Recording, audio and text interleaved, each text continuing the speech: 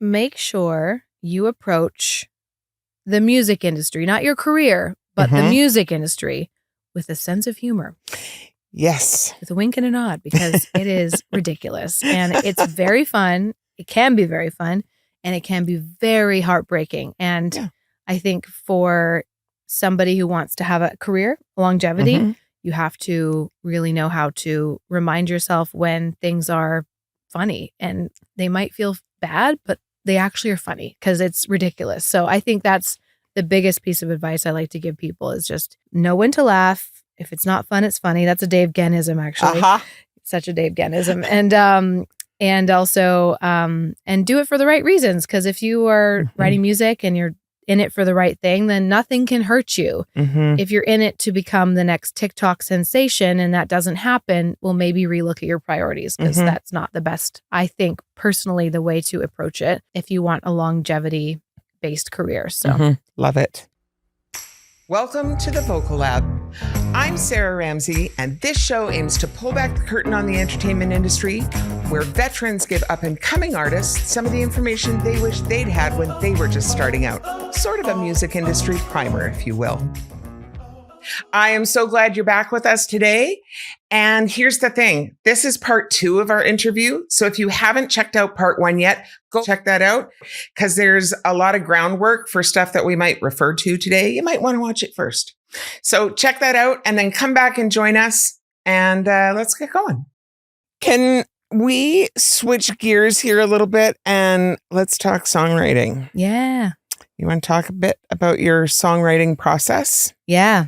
I'm a very much a lone wolf when it comes to songwriting for myself. I don't like collaborating for myself because it feels like I'm always trying to reach some sort of personal goal when I write a song, if that makes sense, because I'm always trying to outdo myself. I never think that I've written a good enough song. So every time I go back to the board and I write, I'm like, this is going to be better, and it's going to be all from the things I've learned and the tools I've gained. But of course, what always happens is I'm such a channeler, like it just comes out, and whatever it is, then I can work from it. But often I love that feeling so much that that's just sort of what it is to me. I love collaborating too, but I think for me, my natural process is really just like letting it channel through me. I'm a big believer though in showing up for the work. I think it's really hard to call yourself a writer if you're waiting for inspiration to hit you. I think what most songwriters will tell you is that you can't walk around life waiting for that song to come, and it hasn't come yet, so I'm not writing today. That's bullshit. Don't be my friend if that's your headspace. For me, it's all about sitting down, creating the time and the place, and just like starting, That's one of the best things I've ever learned for myself, is just how to sit down, look at my clock, say, okay, I've got an hour. Let's just do something. And every time something happens, every single time, even if it's a bad idea, it's always worth it and it always works for me. So yeah, my songwriting process is a little bit of everything. It's divine intervention, but it's also like very serious work ethic, and a couple of like little things in between that kind of make it fun, because I don't want it to be like this laborious, like miserable thing, because it can be sometimes, right? It can be really, people can get really dark and weird about it. But for me, if I have all these things in place, then it's like this really wonderful thing that makes me feel connected to myself. So yeah. And it's funny, I just saw yesterday maybe, or the day before, like very recently, I saw a clip of Ed Sheeran talking about the songwriting process. And talking about kind of playing off on the concept of the 10,000 hours concept. And he said, and it's just an analogy that I relate to, because I talk about it with students all the time, that like sometimes you have to write the shit to get to the stuff that's good underneath. Because sometimes and I always say you have to clear the pipes. And maybe this is why his analogy worked for me. He talked about that you have to turn the tap on. And when you first turn the tap on, it's going to be muddy, dirty water that comes out. But eventually it's going to run clear. And you might still get like little blubs of dirty water that come through now and then. But the longer it's on, the more clear water you're going to get. Yeah, that's exactly right. And talking about that for songwriting, that it needs to run. And sometimes you need to write the shit to get it out of the way. Yeah, yeah. So don't stop the shitty songs. Yeah. Write them. Yeah, they have to get them out of the way. Purge them. Yeah. And you get better in the process. Absolutely. Because you learn how to filter and you learn what is generally like, you learn how to listen to yourself, I think, like your own instincts. I'm a big fan of self-help books. I love creative writing self-help books. Yes. Preach. I love them all. One of my favorites, which was actually given to me by one of my mentors, Damien, is called The War of Art, and Stephen Pressfield. Yeah. And his whole thing is resistance. He talks about the resistance that we all feel as artists, no matter what. I think his analogy may have been golf or something. I can't remember. In the book, it's like not songwriting, but for what he's talking about, it's that big capital R resistance where you find yourself like, I could write a song today, but like, what if it sucks? Like, and then you start thinking about how miserable you'll feel if it sucks and how shitty you'll feel. But the key, I think, to becoming, as he puts it, amateur to professional or something, to really become somebody who wants to be a songwriter as vocation or whatever, you have to push that aside and show up for your work and sit down and turn the tap on and just let the crap ideas come out. You know, what's his name? Another analogy from another self-help book, Julia Cameron's The Artist's Way. Oh, The Artist's Way, yes. I think it was her who said that Peter Jackson's first film, George Lucas's first film was not Star Wars. Like, let's all remember that, right? Like, he made some stupid student film one day that no one's ever seen because it was bad. Like, we all start somewhere, even if you have to do that on a daily basis. And I've had so many bad songs. Like, I still write really bad songs all the time. And it's like, well, I don't care. It's not a reflection of me. It's just it's just kind of funny, right? It's just not going to make the record. I don't ever hear it. It's fine. It's going to go into the trash can of my computer and no one will ever know what happened. And it's fine. Like, we have, when lyrics when we were first starting out our second record with Maverick, they're like, okay, write some singles, as they always say in the majors. And we're like, yeah. Okay, we'll co-write with everyone you're saying, but like, we're going to write our own hit. So we went back to Cranbrook and we all got together at the two girls, Lacey and Tasha's parents' house, where we all rehearsed. And we got a guitar out. We all got together on this hot summer day. We went to the basement to write a hit. And we all like sat there and we were writing this song and we're like, this is really good. And we brought it upstairs to show their parents on the patio. Like, we wrote a great song today. And we started singing it. And it was just like, first of all, I'm pretty sure we'd either ripped off Kiss, I Was Made for Loving You, which is like weird because we're not influenced by that, but it was fun. It's like, somehow. Or Blind Melon. I can't remember what song it was, but we obviously had just stolen it because we were being lazy and desperate. And then we all like were writing and we look up and we all see this fly, this huge black fly, which is really typical of the Kootenays in the summertime. It just like kind of flew by slowly overhead and we all looked at it and we all just looked at each other like, oh my God, this is horrible. This is the worst song we've ever written. This is like snapping out of it moment where we just laughed for like 3 days. It was so funny because we all just knew like that was bad and that's okay. Like, all right, let's go back to LA. I guess we do need Linda Perry or whatever. Which is just like, that's life, right? Yeah. Sometimes you have some really bad songs. And that's okay. It is okay. Yeah. It is okay. Totally. And I also, I want to come back to you talked about that you feel like a lot of your writing process is channeling. And that's, now I have never written a hit song, but but your brother has. My brother certainly has. Yes. I have no writing credits on any of his songs, as you will notice. But I've done a bunch of writing and I always felt like there were I have a song that took me 10 years to write. I wrote half of it and then but I could never finish the chorus. And literally like 10 years later, I finished the chorus for it. Yeah. And I have songs that have come out start to finish, complete entities in half an hour. Yeah. You know what I mean? And everything in between. Totally. And there are some that I have felt like I really slogged away and struggled with. And I toiled. Mm-hmm. And there were some that I felt like the top of my head popped off. Yeah. And it just arrived through me. And I was just a conduit. Yeah. And that was it. Absolutely. Yeah. And I'm interested how you feel like you can put yourself in the pathway of being that conduit more.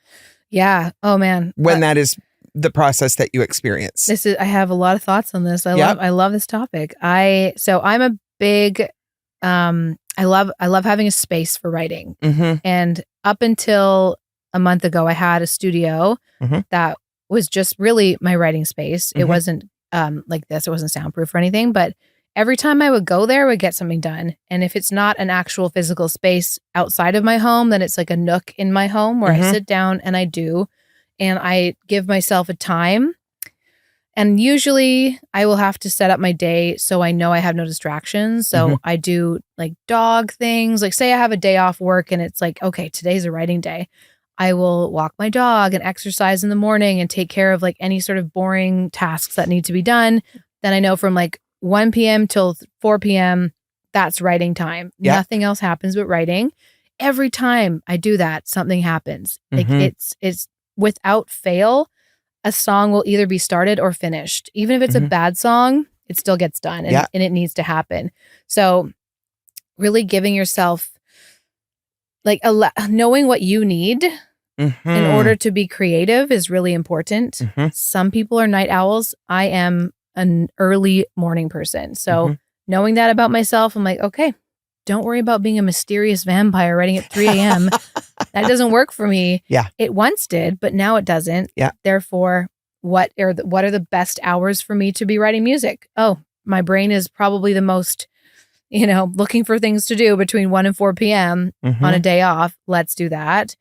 And making sure that I have all my snacks. If I need a snack, it's right there. I don't have to go, what do I eat right now? It's just like, don't even worry about it. Most of the time I'm not thinking about snacks. I'm just in the headspace, right?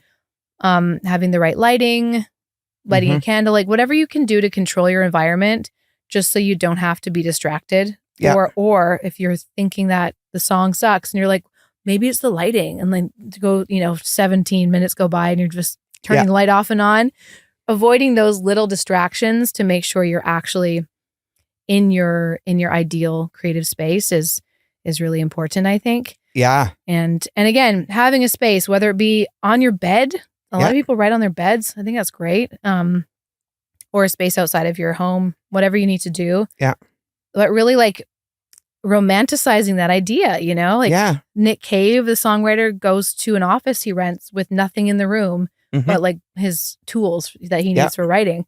That is inspiring to me because it's turning like a professional, or it's turning like a romantic notion of this like poetic, like tortured artist life into like a business. And I love that because that speaks to me more than, drinking a bottle of wine and like lamenting over whatever the fuck at 4 a.m. Like, been there, done that. Doesn't work. It once did. So over it. Yeah, I'm over it. It worked once or twice in my 20s and it doesn't anymore. Yeah. Well, and I think that I think it's so important what you said about learning your own creative patterns. Yeah, for sure. Right? Yeah. And I think that actually carries over. It's a concept that I talk about with singers, specifically when they're going into the studio. Yeah. Because I work with a lot of young singers who it might be their first project in the studio, or they're newer to it. Yeah. And I talk about, because they're always super nervous to be going in, and I haven't worked with a producer before. And I said, so if you feel like hanging up some twinkle lights in the studio, or lighting some candles, or putting on aromatherapy, or like whatever makes you feel like you can get into that like chill headspace that is going to relax you and help you calm the nerves, where you can be present in the music and present in your performance. Yeah. Do that thing. I promise you, it is not the first time the producer has seen it. Yeah. And I promise you, the producer's going to be here for it, because if it's the thing that gets the best performance out of you, they're going to be all for it. Absolutely. It is not a waste of your time to go in and spend 15, 20 minutes set decking your studio booth. Absolutely. And if you're not doing that, then the producer, if you're not performing well, then the producer is definitely thinking like, how can I make this better? How can I change the lighting? I always will ask my artists, like, do you need anything to drink? Is the lighting okay? And most of the time, if they're new, they're like, actually, can we turn the lights off? I'm like, awesome. Let's do it. Whatever you need. That saves me time in the end too, because it makes them get into the headspace quicker. Yeah, really, I think that's such a undervalued part, because it seems silly and trivial, but when you think about it, I mean, if you're doing something that's all encompassing and focus based, I've never been anything but a musician, but like, I don't know, maybe if you're a pilot or something, I'd imagine a pilot isn't like just sitting down and being like, let's go. They're probably doing a lot of things to make sure their checklist is taken care of. The airplane is in working order. They are situated into their seats properly. They have the correct co-pilot or whatever. Who knows what goes on up there? I have no idea. All But sorts of aviation magic. Amazing. It's amazing what they do in airplanes. It's just fantastic stuff. But like, that's kind of us as a less serious version of that, because we are checking off our list, making sure everything's taken care of, and then we start working. And I think that's one of the things that no one really likes talking about that much, because it sounds boring and it takes out, again, the romance. But for me, that is romantic. Me too. Yeah. Like, I love the idea of it being like a profession rather than like a hobby. Yeah. Because I don't really have any hobbies. I think I have snowboarding now. I snowboard. But that's what differentiates it from hobby versus craft. You know, you have to have some rules. And yeah, those are the ones that work for me. and I including the rules that make your life more enjoyable. Yeah. Instead of having all the rules be purely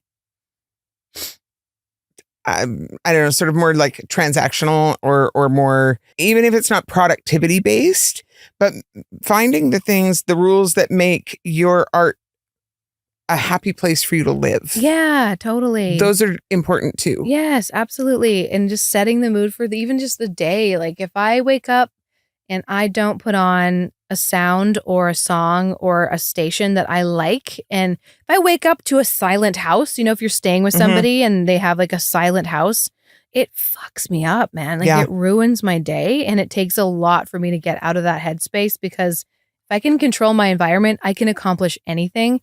But if I'm thrown into that sort of thing, I have to really work at like getting myself back into the headspace, which is funny for a touring musician to say that, because that's what being on tour is. But of course, when you're on tour, you have your control elements, like your Bluetooth speaker and your playlists and your, your snacks and your whatever vitamins and for me, it's always like, your rider, it makes that consistent. Like, I know I have a bottle of wine waiting for me. Like, that's really important. So remembering those things are actually have impacts on how you create is really, really nice, I think. Yeah.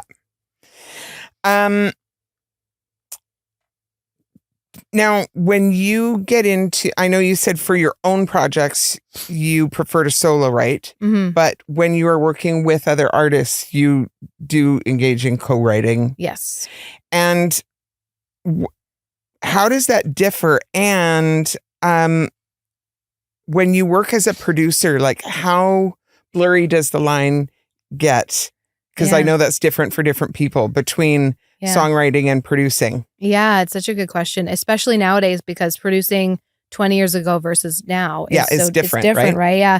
I would say that most of the projects I do, I'm writing a little bit on as well. But then there's other people who there's no writing at all. I just finished a record for an artist named Matias Rodin, who's on light organ now. And he presented me with all of his demos in Logic, ready to go. I just opened up the sessions, made some arrangement changes, a couple melody things here and there maybe, but the songs were written and I didn't have to do anything. And I was like, these are good. I don't want to interfere just for the sake of interfering.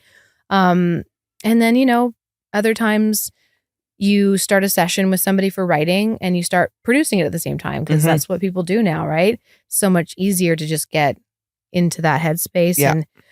And with pop and alternative pop and some types of, I mean, any genre, if you have your computer open and you're working in a DAW, you can access any sound, absolutely any sound. And that is really important for inspiring people too, I think.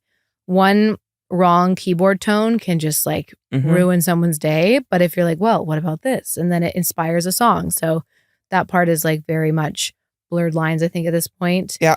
And I love writing with other people. I love like entering their world and getting to know their references. It keeps me young, to be honest. Like, I really don't know a lot of, like, I love current music in the genres I like, but I'm not up to date on everything. You know, I'm not spending my life searching for new music right now. I listen to like a couple Spotify playlists that I know update in the genres I like. Yep. But generally, if I'm working with like a 20-year-old and they're telling me about this new so-and-so, I'm like, who the fuck is that? I feel like that with students too. Of course, they bring stuff in to sing and I'm like, oh, good. Yeah, this is a new discovery for me. This glitchy, weird vocal that's been processed and created artificially. Oh, you want to sing that? Okay, interesting. It's so, but I love it because we're going to do it like this. Yeah, exactly. This is now auto-tune, manual auto-tune. It's really funny though, because I think that part of it makes me inspired. I don't get like, I was worried as I got older, I would become a person who's like, everything sucks but Depeche Mode. And like, I kind of feel that way. But like, generally speaking, I'm so much more educated in what is happening in music because of the people I surround myself with. But it's also funny because like, I'm not going to walk into a session and be like, I know everything there is to know about like, I don't know, some hybrid genre, metal, funk, jazz, pop. Like, no, I don't, is that even a thing? Like, I don't know anything about it, but that's fun, you know, just to be like, hey, let's write a song. I have no idea what you're talking about, but like, let's just do this. And that, I think the honesty also helps artists come out of their shell when they reference something. You're like, who the fuck is that? And they're like, oh, you don't know, you ancient one. And they're like, yeah, like, what am I going to pretend I'm 16? Like, yeah, tell me what it is. Cause that's how I can help you, I guess. Yeah. And like you referenced a minute ago, using your DAW in the writing process. Yeah. And so purely for anyone who isn't familiar with the terminology, DAW, that's your digital workstation. So we're talking about anything like Pro Tools or Logic or anything along those lines, right? How do you think, like, do you think the writing process has changed now that it used to be that you would sit down and write a song on your piano or on your guitar? Yeah. And I think a lot of writing doesn't necessarily happen that way anymore. A lot of writing now happens inside a DAW. Absolutely. Right? Yeah, for sure. I think it's like, I think it really speaks to how music is evolving. And there's probably an AI conversation in here too, where it's not, music is not defined anymore as a song, right? Like people listen to pop music, but it's not always that thing that can pass the acoustic guitar test, which used to be really important to us old school people, where it's like, if you can't play it on piano, it probably sucks. Nowadays, I don't think listeners are looking for that. They're looking for like an escape or a world or a feeling or a vibe or like a moment rather than like a song. Not everyone, of course. I think country is one of the few genres that still remains fairly true to that, but even that is evolving, right? And I think the evolution of music in general and how we're listening to it and what we're wanting from it is changing. So therefore, that sort of old way of approaching it is still really, I think it's great. And I still believe in the acoustic test. And I think a lot of my writing is inspired by knowing if I can't perform it acoustically, maybe I should look at the structure or whatever. Yeah. But I still really love listening to, you know, like electronic music or instrumental music, ambient music, stuff that is just like, no one wrote this. A computer accompanied them as they wrote it, you know? That stuff is, I love that stuff too, because it's sound-based and usually like the production value is a little bit more, it's kind of like more geared into production rather than songwriting. So yeah, I think it really just depends on what you're into, and the stuff I like the best is kind of both worlds. And that's what I'm inspired to do more, is get better at like production that could stand on its own, but also have a song to accompany it that could stand on its own. Yeah. That's like the ultimate goal. I read an interesting thing that actually one of my other guests on here referenced it, and I went and read it. I don't know how you say this guy's last name. Ted Goya or Joya is Goioa, I think is how you spell his last name. And he has a blog that he writes, and he talked about music related, and he talked about that songs today are one of three things. And he used terminology that isn't exactly what I would use, but basically he said they're either like a vibe, a story. I can't remember what the third one was, but meaning like for I think a lot of years, songwriting was all narrative. Yeah. And I think in country music, it is still very narrative. Yeah. And I think in some pop music, it's narrative. Yeah. But I think what you're talking about is where it crosses over into it being, we're just going to sit in this vibe of it being, I'm sad, or I'm studying, or like, whatever for, you know, for 2.5 minutes or whatever. And it's not so much about the story. And I think it would be very hard to write a narrative song that couldn't stand on its own. Yes, totally. Yeah, right? With just a guitar or just a piano. Yeah, for sure. But I think once you start moving into that like vibe or whatever the third one was that I now just can't remember off the top of my head. But when you start moving out of narrative, it starts getting into different territory there. Yeah, absolutely. And now people are looking for things to accompany them with certain moments of their day, like study music on YouTube, lo-fi beats, or one of my favorites is classical soundtrack music with like ambience behind it. So like rain over the Harry Potter soundtrack. Like, I have to go looking for that. Because, it's great. I used to play it for my students when I worked at Nimbus Music School. And I'd just be like, okay, welcome to class, everyone. It would just get everyone in a calm mood instead of like crazy hormonal energy of like an insane 19-year-old or whatever. Not always 19-year-olds, but a lot of the time it was like crazy energy. And it would just be like, this is not the time for that. We're going to sit and listen to this just for 10 minutes. And I'd make them do morning pages. And then we'd start our lesson. And it was so much more helpful than just walking into, you know, whatever. You can control your mood and your environment and your vibe with music. And I think that's like a totally separate thing that's really interesting. And I've always done it myself, to be honest, just ambient music, whatever. I do too. I actually, hilariously, at this particular stage of my life, I listen to very little music. Yeah, I get it. I shouldn't say that I listen to very little music. I listen to very little music with lyrics. Yeah. I spend a lot of my day like working at my computer and doing stuff, and I have music on in the background. I have music on and I have my diffuser on. Those are my two things. Amazing. But I like Apple's playlist that is meditation music. Or their spa music where it's a lot of like ambient stuff and rain or you know, whatever. I do that too. It's nothing that is going to distract my brain that I'm going to want to sing along with. Or I'll put on classical music sometimes, but I don't want to sing along with. I can focus on the work that I'm doing, but there's some sound and stuff going on in the background that is musical in nature. Totally. That's how I am too. If I'm writing words, I can't listen to words. Yes. Not a chance. 100%. Yeah. Or I will literally put those words into what I'm writing. And it's the weirdest thing. It's like, or like labeling tracks. If I'm doing some like bouncing files or anything like that requires meticulous attention to detail, I cannot listen to anything. I've literally, I can't remember what I was doing. I was having a conversation with a friend as I was doing a little bit of some like file cleanup. And I labeled one of the files like the thing that I just said to my friend. It was like hospital file. It was like hospital wave. I'm like, what? What did I just do here? Like, that's fucking crazy. Never did that again. I thought I could multitask, but no, turns out I could not at all. That's really funny. So weird.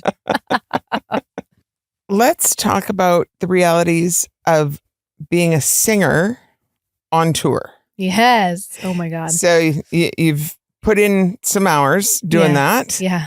And touring has a really specific impact on your body and your voice. Mm-hmm. And it's not always as pretty as it looks from the outside, right? Because there's some really harsh realities around sleep and vocal demands, and not just the vocal demands that happen on stage either. Yes. Right? Yeah. So do you want to talk about your experience there?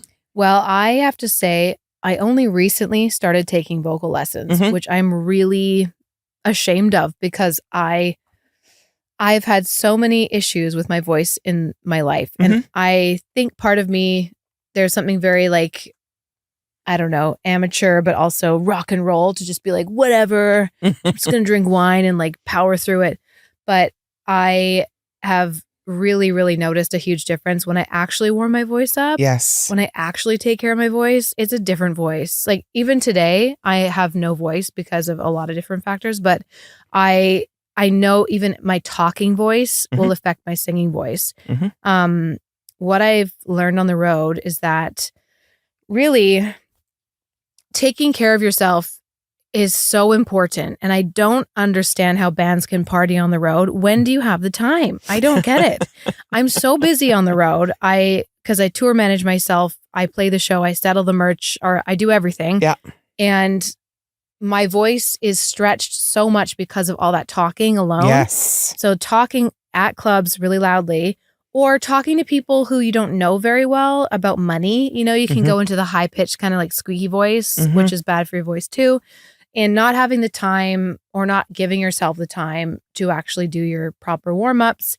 It's like that over many, many days leaves you in a really weird place. Sometimes you can get that sweet spot and you do get like that rock and roll voice, but that doesn't last for like more than 2 days. And then you're a mess. And it's so not conducive to being productive on the road or successful. So I actually am a hugely aware person of environment, like environmental environment. I've lost my voice entirely when I've toured overseas a couple of times. Yeah. In the middle of a show, it just goes away. And one of the worst was in India. I toured and I played, it was in Mumbai, and we had just flown from a couple other cities, and it was obviously the pollution there is extreme. And my voice just went away. It just went away. And I'm like, I can't do anything about this. Yeah. It's happened in Japan before, where I'm pretty sure so dehydrated and tired from talking in interviews all day. Nothing came out. That was really scary. But I knew I was fine, but I was like, this is crazy. I can't make a noise. Like, this is wild. And if you play in a dry desert environment, your voice is going to not be there.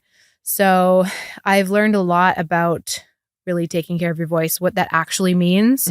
It's not just drinking tea. It's not that. It's not talking. It's being silent before and after a show for a little, at least as much as you possibly can. It's about sleeping. You have to sleep. Yes. You really do. And I'm so not I'm not a sleeper. I'm not a napper. I've really, as I get a little older, I've noticed I kind of have to sleep a little more to function. But like before, I'd really pride myself on 2 hours of sleep and being fine. But on the road, you don't realize how much that catches up to you until you start singing. Yes. And that's where everything shows itself to you. And the foods you eat, like everything is so delicate when you're putting your body through stress like that. Yeah.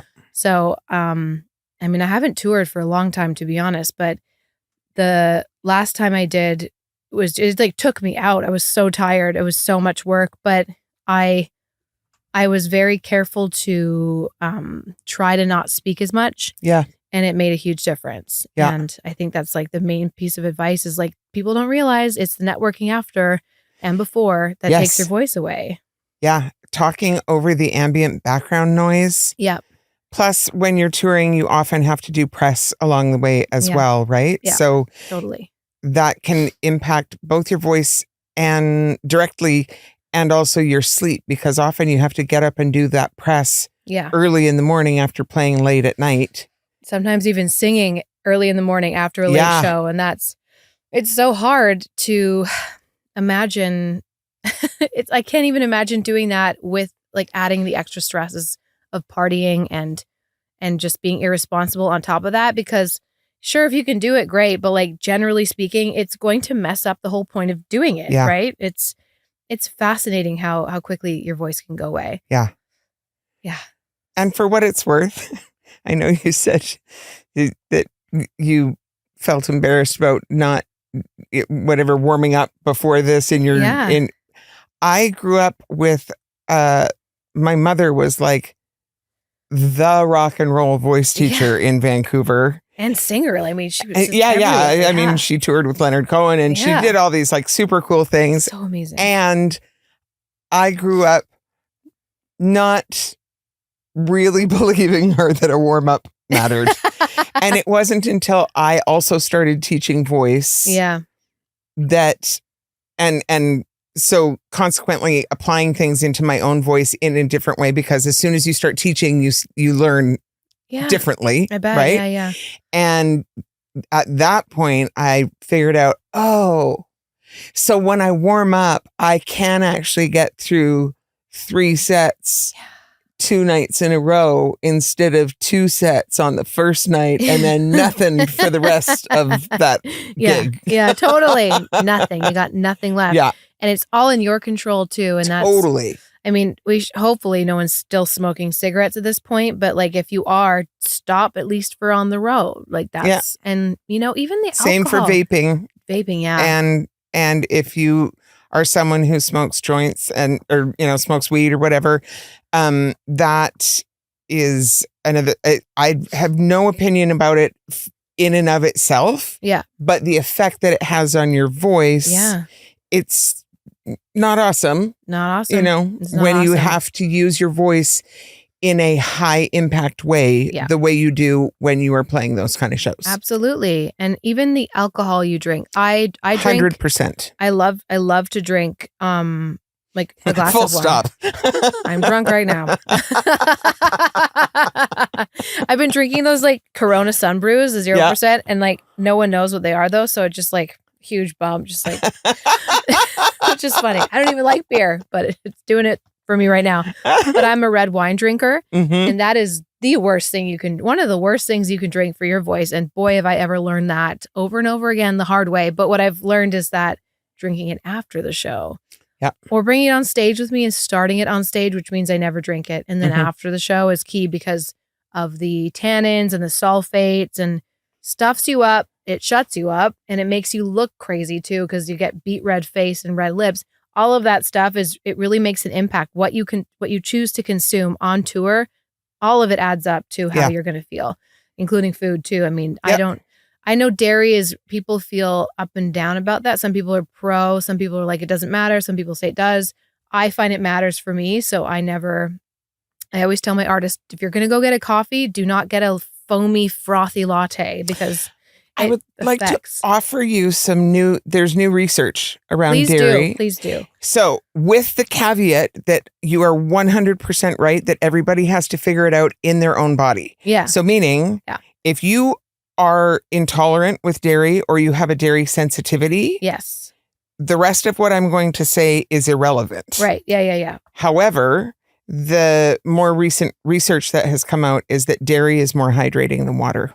Fascinating. Wow. Because, and I believe it has to do with the fat content in it because it slows down the absorption. Like the salt, maybe? There's salt in there? Maybe. Yeah. But because it slows down the absorption by your body, when you drink a thing of water, it kind of goes right through you and you pee it out pretty quickly. Yeah. And so you only have time to absorb a small amount of it. Wow. But because with dairy, like I said, I think it's the higher fat content, possibly the protein content, but because you absorb it more slowly, slower, you actually have time to absorb more of the hydration in it. Wow. Fascinating. However, really cool. If you're sensitive to it or intolerant, yes, it can be. I mean, as a voice teacher, I've told people for years, don't have dairy. It'll make you phlegmy, but that's not true for everybody. Right. Yeah. That makes sense. Because some people can really just have a cheese sandwich and be totally fine. Yep. And I find myself, I'm stuffed up on the best of days. Like I'm always chronically stuffed up. But I do find, again, the choices I make and what foods I eat on the road, spicy foods I love, but it's not good because for me, it generates acid reflux, which makes my voice go away. So it's really interesting how you have to do trial and error, but also at a time when there's no no time for trial.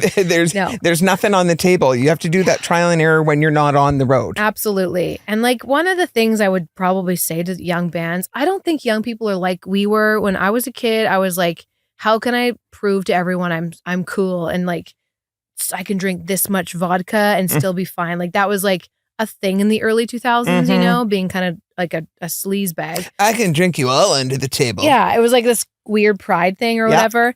Nowadays, I think kids are a lot more health conscious or whatever you want to call it. Who knows? Maybe there's something else they're doing. I'm not sure. I don't know what it is yet. But I think that every band who goes on tour loves the idea of, again, the romance of being on the road and not knowing where you're going and meeting new people and looking cool because you're like, oh my God, I'm free from the societal norms. Like I felt that way, but it's way cooler, I think, to secretly be taking care of your voice because if you think you look cool, but you sound bad, you just look and sound bad, you know? Yeah. So that is the number. Just take care of yourself. The real flex is taking care of yourself. That's a flex. Seriously. Absolutely. It's a flex and it's a power move and it shows you have actual stamina and determination to have a career rather than sort of like try on this pair of try on this hat for a time being because you think it might be cool or whatever. I think that for the most part, and this may not be true in all genres, but I think that the larger landscape is that we are perhaps beyond the days of it being cool to be on stage with a bottle of Jack in one hand and a lit cigarette in the other hand. I think we're beyond that too now. Though I have to say, I did see the National play a few years ago now, and the National being like they're elder statesmen of indie rock, and I think they can get away with it because they're all in like their late 40s, early 50s, fathers. They all have businesses. There's something actually kind of cool about like the lead singer just holding a bottle of wine and drinking it. I'm like, I respect that. I could see myself in that. Maybe not the best if you're like, if the National had to also tour manage and talk to everyone after and sell their own merch, that would be dumb. But the fact that you're like, I know this guy's going back to the Fairmont tonight and like having a great bath or whatever, like he can do whatever he wants. That looks cool to me. I agree with you though. The impact on your voice, like when I was playing live a lot, I figured out pretty quickly that because we would play 2 nights. We did a lot of like casino stuff and that kind of thing. Yeah. We would play 2 nights and it was 3 sets, 2 nights in a row. And I was not the only singer in the band. Everybody in our whole band sang except for the bass player. So we had a lot of lead singers and I did not have to shoulder all of that by any stretch. And even so, I could have a glass of wine for the first time in the 3rd set of the 2nd night. Wow. And I had to not drink any of the rest of the time before that. Yeah. Because it would impact my voice so directly and so immediately. Yeah, for sure. So immediately. Yeah, it's really crazy. I mean, even like a sip of it sometimes, it's just enough to even, who knows how it's affecting you, but it can be a lot of reasons. Like the heartburn is a real thing, like the acid reflux, especially as I'm finding out right now. Yeah. But like the sulfites, the drying, like the dryingness of your alcohol voice. it dries out your voice. Yeah, exactly. It's so important to like actually have control over that. Otherwise, again, why are you doing it if you're just gonna sound like bad? Yeah. Or have no voice at all? Like, what's the point? Exactly. Yeah. Exactly. I feel like we could sit here and talk all day. I know, right? Totally. I would love to gab all day. Absolutely. Well, you'll just have to come back another time and we'll continue. But for now, is there anything else that you think is really important for up and coming artists to know that we haven't touched on today? Ooh, I would say, make sure you approach the music industry, not your career, but the music industry with a sense of humor. Yes. With a wink and a nod, because it is ridiculous. And it's very fun. It can be very fun, and it can be very heartbreaking. And I think for somebody who wants to have a career, longevity, you have to really know how to remind yourself when things are funny, and they might feel bad, but they actually are funny because it's ridiculous. So I think that's the biggest piece of advice I like to give people, is just know when to laugh. If it's not fun, it's funny. That's a Dave Gennism, actually. Such a Dave Gennism. And also, and do it for the right reasons. Because if you are writing music and you're in it for the right thing, then nothing can hurt you. If you're in it to become the next TikTok sensation and that doesn't happen, well, maybe relook at your priorities, because that's not the best, I think, personally, the way to approach it if you want a longevity-based career. So, yeah. Love it. Where can people find you? Web, social, anything, any upcoming projects? Oh, I am on the internet. I'm online. Not often these days, though. I'm not going to lie. I am on Instagram, Louise Burns Music. Yes. And I have an X account. I don't use it really ever, except to tweet things about something that unrelated to music. So don't bother with that. And Facebook. And I have a website, louise-burns.com. I have a newsletter as well, which is all found on my Instagram bio tree. And TikTok, I'm there. I wouldn't say I'm active. I would say maybe the occasional TikToker. The occasional, like once a year, maybe. Like I really don't get it. I'm not gonna lie. It's my annual TikTok. It's so bad that when I log on, TikTok algorithm is like, fuck, what does this chick want? Like they'll just throw the weirdest shit onto my feed. It could be like a weird, sad story about like a person in hospital having something weird done, like a procedure. I'm like, why? And then the next thing is like some crazy right-wing media propaganda. I'm like, okay, like that's why I'm not on TikTok. I can't, it's not working for me right now. And I don't feel like putting the time in, if you know what I mean. I do know what you mean. I will say I do spend some time on TikTok, but when I'm consuming TikTok, I watch videos of people raising chickens. Ooh, that sounds good. Making sourdough bread. Yes. And homesteading. That I can get into. Hours. I can spend hours. So I curate that. I'll send you the hashtags. The shit I see is really dark. I can't do it right now. It's really bad. That's what I want. TikTok. And in terms of projects, I'm about to have a baby, so I'm not going to be doing anything That actively. is a project in and of itself. It really is. Yes. I'm raising my tambourine player right now. So, and I've produced a record for Matias Rodin. It's coming out. I think there's an EP first coming this year, and then next year, the full record. And also Toddy, who's on 604. Their record's coming out this year as well, which I co-produced with Kebby. And, nice. And a lot of co-writing on that one too. And I'm still working on a few things right now, just until time's up for the body to do something else. Yep. But other than that, I'm writing my 6th record right now. And that's pretty much that's taking up my time, I guess. Nice. Yeah. Well, got a lot of irons in the fire there. Oh, yeah. Yeah, for sure. At least for the time being, until they all fall out and I get chaos mode or whatever happens. Whatever happens when you become a mom, I guess. Yeah. Chaos mode activated. Yeah. For sure. Well, thank you for joining me today, Louise. I really appreciate it. It has been lovely. And I mean it when I say we could talk a lot longer. I know. There's a lot of questions I didn't get to, but anytime you need a tangent, just ring me up. Like we'll start somewhere and we'll end up somewhere totally different. That's my thing. Well, when you've had a baby and you decide that you need to get out of the house for an afternoon, you let me know and we'll just do this all again. That sounds amazing. Thank you very much.